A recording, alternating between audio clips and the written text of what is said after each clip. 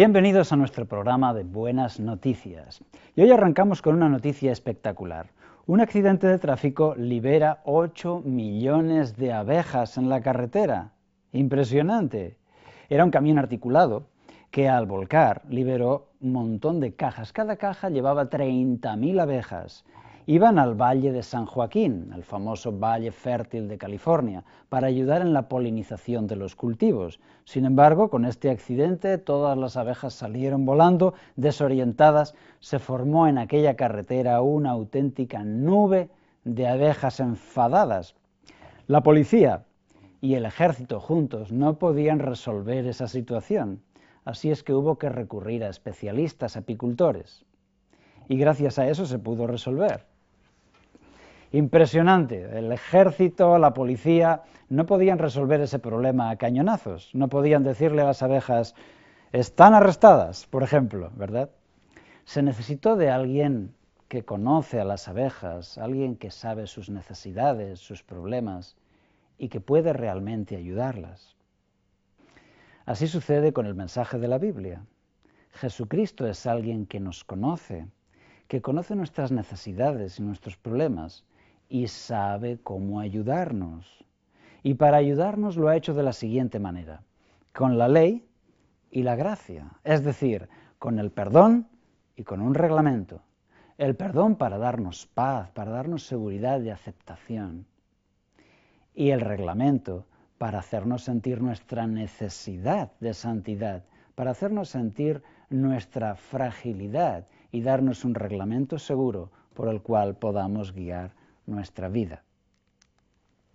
Por eso en la Biblia encontramos el amor y encontramos la justicia, encontramos la gracia y encontramos la ley. Y esta suma de la ley y la gracia va a ser la forma en que Dios tratará con el hombre para conseguir el objetivo que Él quiere, su felicidad y su vida eterna. De la gracia ya hemos hablado mucho, pero ¿qué hay en cuanto a la ley? Mateo capítulo 5, encontramos este texto en el que Jesús dice, no penséis que he venido para abrogar la ley. Hasta que pasen el cielo y la tierra, ni una jota ni una tilde pasará de la ley. Aquellos que piensan, bueno, Cristo vino, abrogó la ley y ahora solamente queda la gracia. Jesucristo le dice, no penséis que he venido para abrogar la ley. Al contrario, he venido para cumplirla. Y dice concretamente que hasta que pasen el cielo y la tierra, ni el signo más pequeño de la ley va a pasar. Lo que tenemos que hacer con la ley es entenderla. No podemos ser salvados justificándonos por la ley. La ley no es para salvar a nadie. La ley no puede salvar a nadie. Solamente Jesucristo y su perdón pueden salvar al hombre. Entonces, ¿por qué Cristo nos da la ley? Cristo nos da la ley para que sintamos la necesidad del perdón, vayamos a Él y obtengamos el perdón y seamos salvos. También la ley de Dios, es una segura regla de sabiduría divina para la vida de un cristiano, que nos va a proteger de muchos dolores y de muchos problemas, un reglamento para evitar que cosas malas vengan a nuestra vida. La ley está para proteger tu felicidad. Y volvemos al texto bíblico, en este caso Jeremías capítulo 31. Dice así, daré mi ley en su mente y la escribiré en su corazón. ¿Y qué significa esto? Significa que la obediencia será natural, voluntaria, estará escrita en el corazón. La obediencia voluntaria es el objetivo de Dios, que de forma natural queramos obedecerle, queramos cumplir la ley de Dios. ¿Qué padre estaría satisfecho si su hijo le obedece por temor? No, queremos que nuestro hijo nos obedezca por amor, porque confía en nosotros, porque nos ama. Ese es el verdadero motivo de la obediencia. Por eso la ley debe estar escrita en el corazón. Yo tenía un perro como este, un estupendo pastor alemán. Su nombre era Rinti, era un perro muy fiel. Le llamaba Rinti por las aventuras de Rin Tin Tin que yo leía cuando era niño. Así es que mi perro Rinti era fiel, él me entendía, él me conocía. Cuando me veía triste, se ponía a mi lado y apoyaba su cabeza sobre mi pie. Y cuando yo estaba contento, él estaba contento, le gustaba seguirme a todas partes. Y todo lo que yo le mandaba, él lo hacía. A mi padre no le gustaba tanto el perro. A mi padre, cuando le mandaba algo, el perro lo hacía, pero por un motivo diferente. Porque mi padre cogía un palo y le daba con el palo. Entonces el perro era muy obediente a mi padre también, pero por razones diferentes. Porque la obediencia puede tener diferentes motivos. El motivo del miedo o el motivo del amor, el cariño, la lealtad.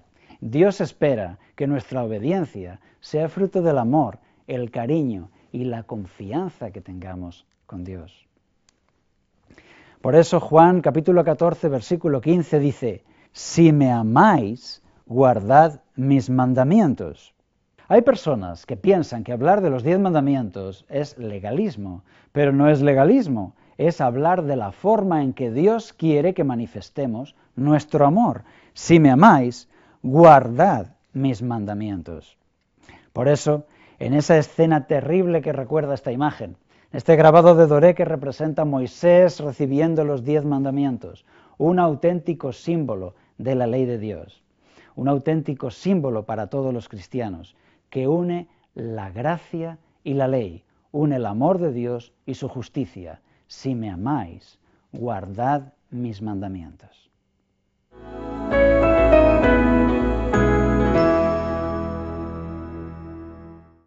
La imaginería es el nombre que se da a un arte de las estatuas, especialmente popular en la cultura hispana.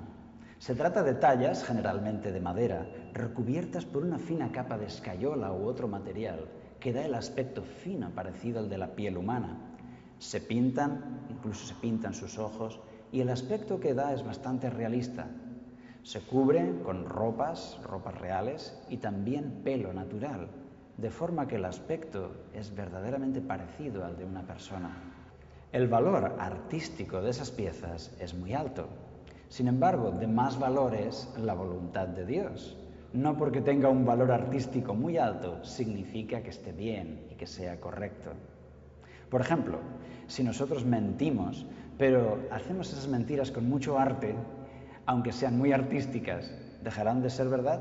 No, serán una mentira. De la misma forma, si cometemos un robo, pero lo hacemos verdaderamente con mucho arte, al final el resultado será que hemos robado y que podemos ir a la cárcel por eso. Por eso, aun reconociendo el alto valor artístico de esas piezas, tenemos más valor en cumplir la voluntad de Dios.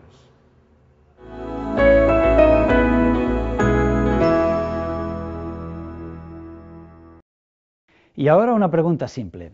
¿Cuántos mandamientos hay en los 10 mandamientos? La respuesta fácil es 10, ¿verdad? ¿Y por qué hago esta pregunta? Bien, porque es fácil, en vez de cumplir 10, cumplir solo 9 o cumplir 8. ¿Dónde están los 10 mandamientos? Los 10 mandamientos están escritos en la Biblia, en el libro de Éxodo, capítulo 20. Recuerden esta pregunta. ¿Dónde están escritos los 10 mandamientos? Libro de Éxodo, capítulo 20. Es ahí donde se encuentran los 10 mandamientos.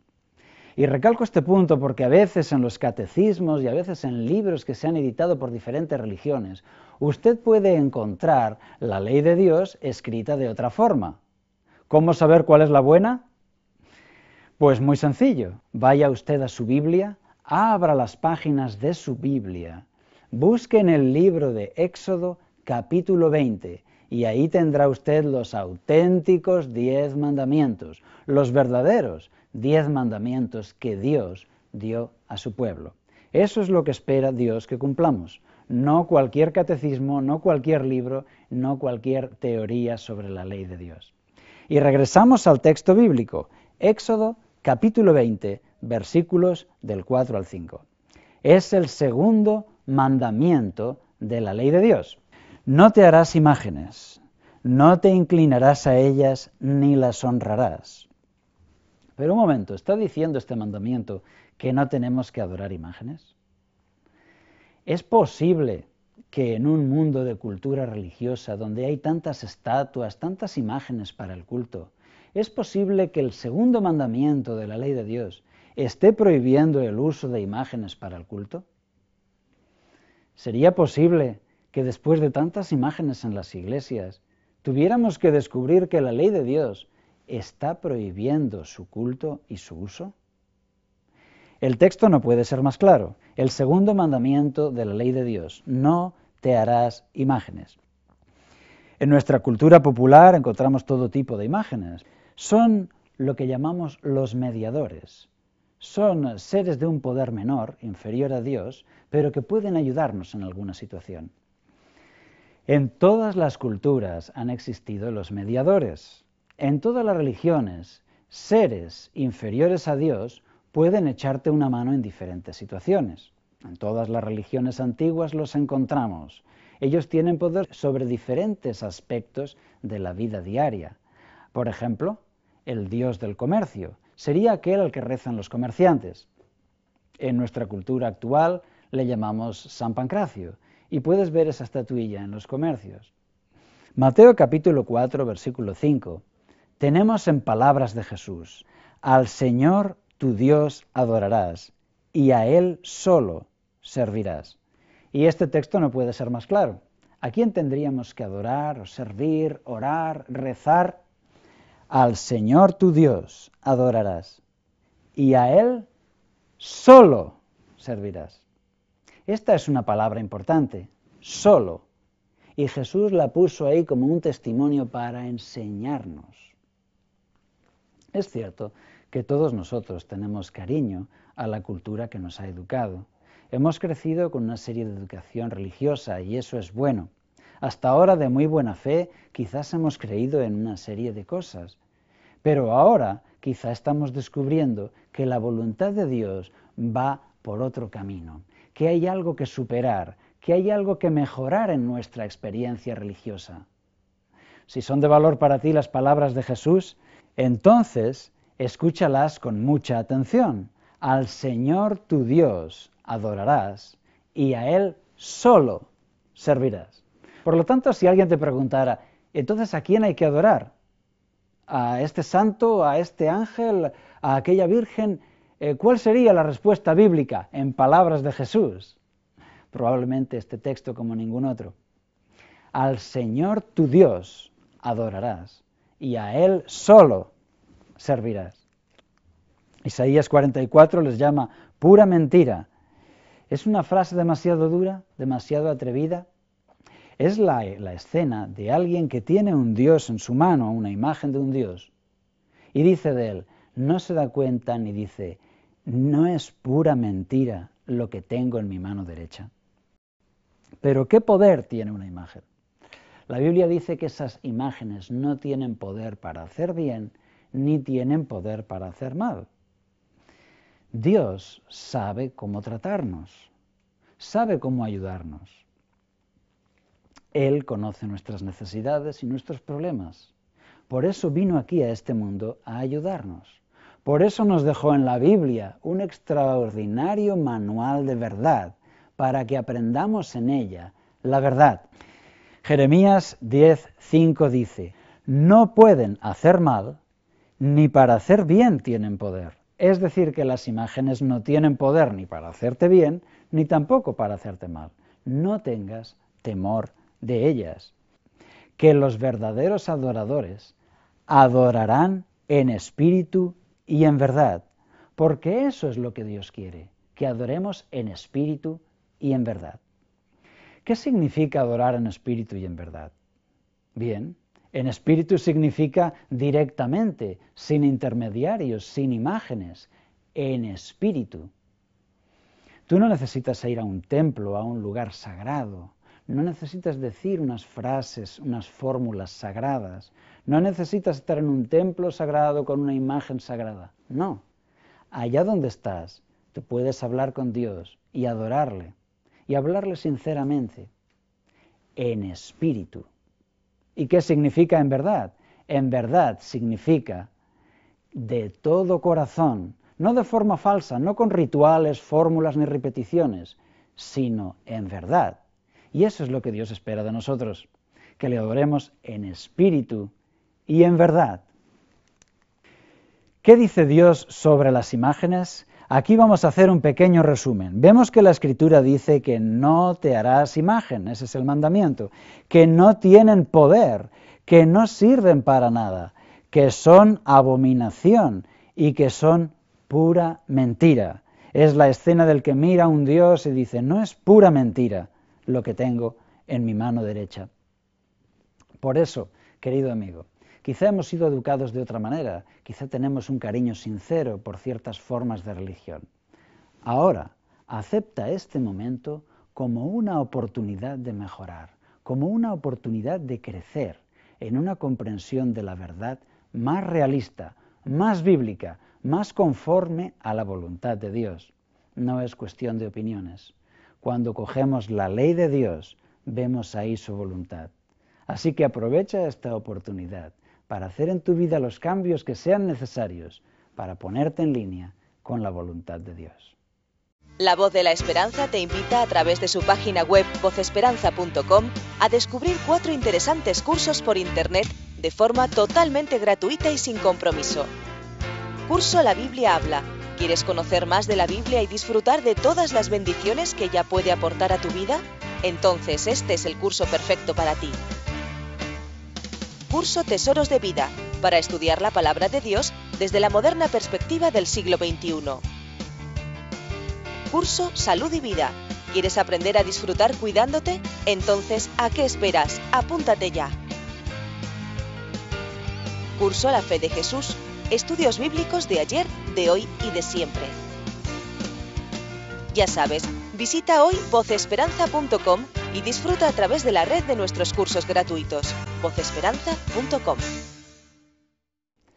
Sucedió hace años, cuando mi hijo era pequeño, solamente tenía 3 años. En unos escombros encontró una bolsa con algo de sosa cáustica y le pareció azúcar. Así es que se la llevó a la boca. Se la llevó a la boca y se quemó sus labios, la lengua, la garganta con sosa cáustica.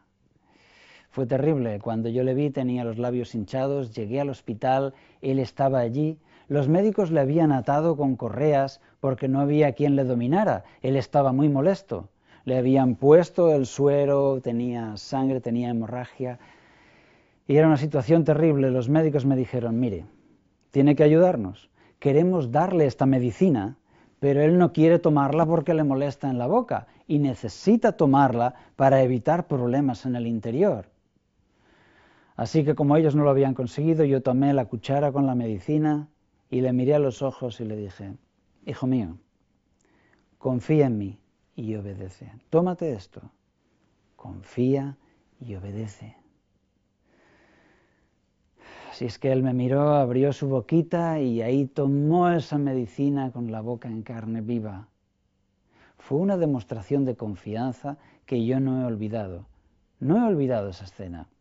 Y aún años después sigue volviendo a mi mente y me habla diciéndome, tú también con Dios, obedece, confía y obedece. Hay cosas que no entiendes, estás en este mundo incómodo con problemas, con muchas preguntas en tu cabeza, pero yo te conozco y yo sé lo que te conviene. Confía y obedece. ¿En qué consiste el culto tradicional?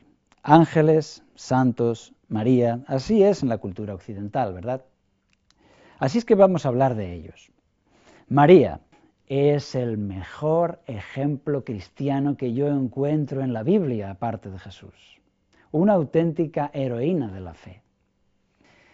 Me impresiona pensar cómo ella debió de sufrir al ver a su hijo colgando de una cruz, cómo ella debió de sufrir al ver el rechazo que la gente tenía hacia su hijo, su tortura, su muerte en la cruz. Me impresiona pensar que entre todas las mujeres del mundo, Dios la eligió a ella para ser madre de Jesús, porque sin duda era la mejor creyente que se podía encontrar en el mundo. Por eso para mí, María es un gran ejemplo para mi vida cristiana. Y una de las cosas que ella dijo fue, haced todo lo que Él os diga. Fue en las bodas de Canaán, en Juan capítulo 5, cuando ella le dijo a la gente, haced todo lo que Él os diga. Y esta es una frase que debemos recordar, haced todo lo que Él os diga. Ella nos señala a Jesús y nos dice, haced todo lo que Él os diga, obedeced todo lo que Él os mande. Y si Él os da 10 mandamientos, obedecedlos desde el primero hasta el último. Es un gran ejemplo para nosotros. ¿Era ella una diosa? Bien, Lucas capítulo 1 nos dice que ella necesitaba también un Salvador. Ella no se consideraba a sí misma una diosa, en absoluto. Los evangelios ponen claro que ella se consideraba una persona humilde que también necesitaba un Salvador, puesto que no era perfecta, sobrenatural, ni era una diosa. Por eso Lucas 1:46 en adelante dice: mi espíritu se alegra en Dios mi Salvador.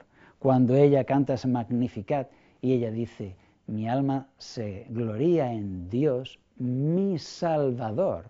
Ella sabía que necesitaba un Salvador. Mateo capítulo 12 dice así: ¿quién es mi madre y mis hermanos? En esta escena encontramos a Jesús que está predicando y enseñando, y entonces viene la madre de Jesús y sus hermanos. Y Jesús, siendo interrumpido en su predicación, le dicen: está ahí fuera tu madre y tus hermanos que quieren hablarte. Y él les dice: ¿quién es mi madre y quiénes son mis hermanos? Todos aquellos que hacen la voluntad de Dios, que la oyen y la hacen, esos son mi madre y mis hermanos. Por lo tanto, no puso a María por encima de todos los demás. En 1 Timoteo 2:5 nos dice la Biblia que hay un solo Dios y un solo mediador entre Dios y los hombres, Jesucristo. Un solo Dios y un solo mediador. A este texto, si le preguntáramos ¿cuántos mediadores hay entre Dios y los hombres?, diríamos solo uno, Jesucristo. Y en cuanto a abogados, 1 de Juan 2:1 dice: abogado tenemos para con el Padre, a Jesucristo el justo. Algunos, llevados por la creencia de la tradición, han llegado a llamar a María abogada, nuestra abogada, la persona que nos puede salvar. Pero la Biblia dice que solo hay un Salvador, que es Jesucristo, y que solo hay un abogado, que es Jesucristo. Hechos capítulo 4, versículos 10 al 12, dice: y en ningún otro hay salvación, porque no hay otro nombre bajo el cielo en quien podamos ser salvos. Hablando de Jesucristo, dice claramente que en ningún otro hay salvación, porque no hay otro nombre. Y esta frase me gustaría que quedase grabada en nuestras mentes, porque es palabra de Dios. No hay otro nombre. No hay otro nombre bajo el cielo en quien podamos ser salvos. Jesucristo. Por eso, a modo de resumen, Jesucristo es nuestro único abogado, es nuestro único mediador y es nuestro único Salvador, que necesitamos. Su sacrificio es suficiente, su perdón es de sobra suficiente para conseguir nuestra salvación. Todo lo puedo en Cristo que me fortalece. A veces me han preguntado, pero ¿es difícil cumplir los 10 mandamientos o es fácil? Bien, la respuesta la tenemos aquí. Todo lo puedo en Cristo que me fortalece. Nadie puede cumplir una obediencia perfecta, ¿verdad? Nadie es trigo limpio a la perfección. Sin embargo, podemos vencer cada defecto de carácter, podemos vencer cada situación con la ayuda que nos dé Jesucristo, nuestro abogado, nuestro Salvador y nuestro mediador. Me impresionó el relato de alguien que encontró un águila que se había criado viviendo con los pollos. Así es que aquella águila había crecido viviendo con los pollos y pensaba que era un pollo. Así es que cuando ya se hizo grande, ella se comportaba como los pollos. Un visitante llegó a aquel lugar y le dijo al dueño: oye, esta águila tendría que andar volando. No te va a dar huevos, ¿verdad? No te va a dar ningún beneficio. Dice: sí, pero es que ella se cree que es un pollo y no se marcha. Ya lo he intentado, pero ella no se va volando. Y las gallinas estaban viviendo a su alrededor, el águila comía del suelo como las demás, y aquel visitante dijo: no, esta águila tiene que volar, tiene que recuperar su instinto natural. Así es que la agarró, se subió al techo del edificio y la lanzó y le dijo, ¡vuela! Pero el águila bajó y se volvió a meter en el corral. Estaba tan acostumbrada que creía que eso era todo lo que había. Sin embargo, este visitante no se rindió y siguió intentándolo hasta que un día, en lo alto de una peña, le dijo, ¡vuela! Y aquella águila empezó a volar en un espacio abierto tan grande y recuperó su instinto y se dio cuenta de que era un águila, de que no debía estar encerrado con los demás comiendo del suelo como los demás, sino que era diferente, que podía abrir las alas y volar. De la misma forma, Dios nos anima a nosotros a salir de nuestra situación para experimentar una mejora en nuestra vida, liberarnos de todo aquello que nos ata, de todo aquello que nos impide obedecer a Dios de todo corazón. Aprovecha este momento como un llamado para ti, para limpiar de tu vida todo lo malo, todo lo que a Dios no le agrade, y volar libre como un águila, para poder obedecer a Dios, para poder disfrutar de su perdón y de la esperanza que Él nos trae. Porque esto sí que son buenas noticias para ti.